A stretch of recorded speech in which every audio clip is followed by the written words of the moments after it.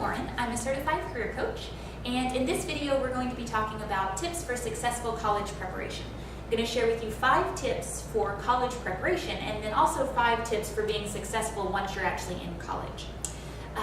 The time after you graduate high school can be very exciting, but it can also be very confusing because there's a lot of options out there, and oftentimes college is a very common next step after high school graduation. But even college can have kind of a lot of questions that come up with it. What school do I go to? What do I major in? How am I going to pay for it? College can be a very useful tool if it is used properly, but it can also waste a lot of time and a lot of money if it is not used properly. So I want to share a couple of statistics with you about the average student.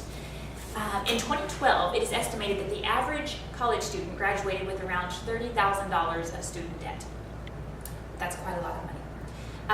Now we are seeing an unemployment rate in college graduates of about 4%, but we're seeing an underemployment rate of around 44%. And underemployed means these students are graduating college, but they can't find a full-time job in the field that they studied for, so they're taking part-time positions, working at a coffee house, working at a bookstore, and they're not being paid to the full extent that they are trained for. We're also seeing that college graduates are taking closer to 6 years to graduate, even with a bachelor's degree, which is typically considered a 4-year degree. And the reason for this extension in time is usually because we're changing majors now 3 to 5 times, as opposed to just going in and graduating with a 4-year degree quickly. So I want to share first 5 tips for smart college preparation. The first thing that is hugely important is to know your destination. Have a goal in mind when you are heading off to college. This can be kind of a challenge in itself. You need to take some time and do some research. This is a very individualized process, but taking some personality assessments can help. You can do those online. You can work with a career coach or a career counselor. You can also use just personal work experience. If you've had jobs in the past and you've realized, oh, I really like this field or I really don't like this field, that can be helpful as you're making your decisions for what you want to do in the future. But do spend a little time doing some research on what it is that you're interested in so that when you do get to college, you don't change majors 5 and 6 and 8 times and you're able to graduate a little quicker. Second thing you want to look at is schools with good degree programs in your field. You want to pick a school, once you know what degree you're looking for, pick a school that has a good established program in that field. That'll give you good network connections with your teachers and possibly some internship possibilities or job placement opportunities after you graduate.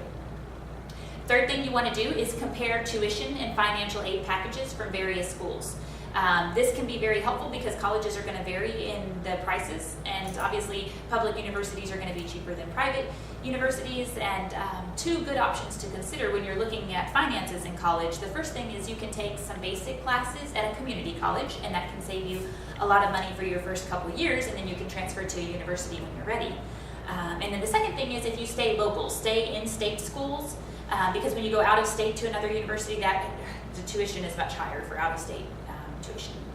So those are 2 good options. Fourth, you do want to be cautious with student loans. The average student is graduating with around $30,000 of student loans and debt to pay back off. And again, you have to start paying that off the first 6 months after you graduate. 6 months, you get 6 months to find a job, and then after that you start repayment. And those loans do come with around a 6% interest rate. So you want to be a little cautious about that because that can be quite a process to start paying those back off and can take quite a while. Fifth thing you want to do is choose a degree that can pay bills. Again, after you figure out what field you're interested in, you want to check the market and see what are the training options in this field. Is this a growing market? Is this something I can actually make money in? What's the salary to be expected? And then some common trends that are growing now is going to be IT, information technology, anything with computers. Healthcare is also very huge. Finance and marketing can be helpful. But it's helpful to look into what's actually growing so that you know how easy or how difficult it will be to find a job once you graduate. With your dream job, you're looking for 2 things. 1, you really want to enjoy it, but 2, you really hope it can pay bills. So you want to check the market and see kind of how things are going with the field that you're interested in. We're going to do now 5 tips for being successful in college. And the first thing that I can tell you is stay focused on your goal. You are at college to learn and then to graduate. Those should be your 2 main focuses. You can still have fun, you can still hang out, you can still make friends, you meet a lot of very interesting people in college. But some students kind of forget that they're there to go to class and to take tests and to graduate, and they forget to do all those things and they end up partying instead. And that can just delay and extend the whole process. Second thing you want to do is actually engage in the classes. You do want to actually learn the material because when you graduate, you'll be expected to know it. And if you have studied by cramming the night before a test until 3 in the morning and then taking the test and forgetting everything, that's usually not the most helpful way to work with the material that you were supposed to know. The third thing you want to work on is networking, meeting students and teachers in a similar field with common interest.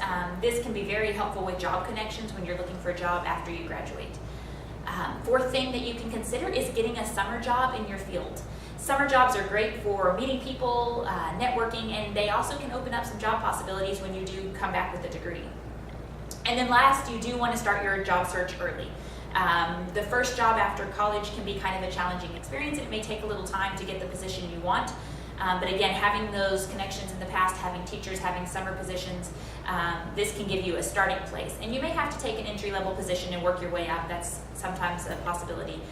But if you can get started on your job search early and not wait until the month that you're graduating to start looking, that can save you a lot of time as well. So I hope these 10 tips help you to prepare for and succeed in college.